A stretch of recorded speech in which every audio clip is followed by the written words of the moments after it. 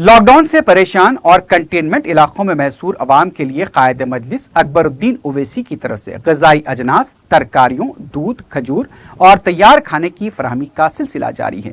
चारशंबे को कायद मजलिस ने अपने हल्के के चंद्रायन गोट्टा, रियासत नगर, कंचन बाग, उप्पुगुड़ा, जंगममेट, ललिता बाग और बारकस डिवीजन का दौरा करते हुए कंटेनमेंट इलाकों के अवाम में ग़िज़ाई अजनास, तरकारियां, दूध, दही और खजूर तकसीम किए।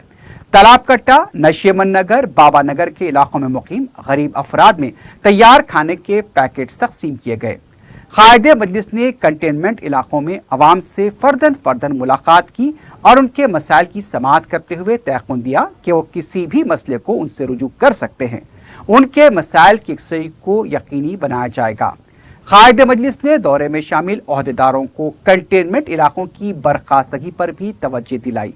1 या 2 दिन में बास कंटेनमेंट इलाकों को बर्खास्त कर दिया जाएगा। अकबर ओवैसी की तरफ से जारी खिदमात पर तमाम डिवीजन्स में मुकामी अवाम ने उनके लिए दुआ की। लॉकडाउन के आगाज से ही कायद मजलिस अकबरुद्दीन ओवैसी मुस्तहक और गरीब अफराद की मदद के लिए सरगर्म हो चुके हैं।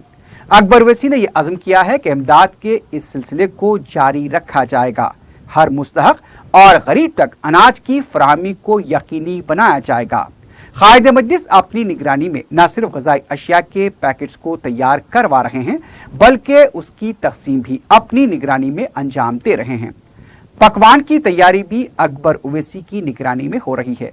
न सिर्फ हल्के चंद्रायन गोट्टा बल्कि शहर के दूसरे हल्के जात में भी कायद मजलिस अकबर ओवैसी की तरफ से ग़िज़ाई अजनास तकसीम किए जा रहे हैं।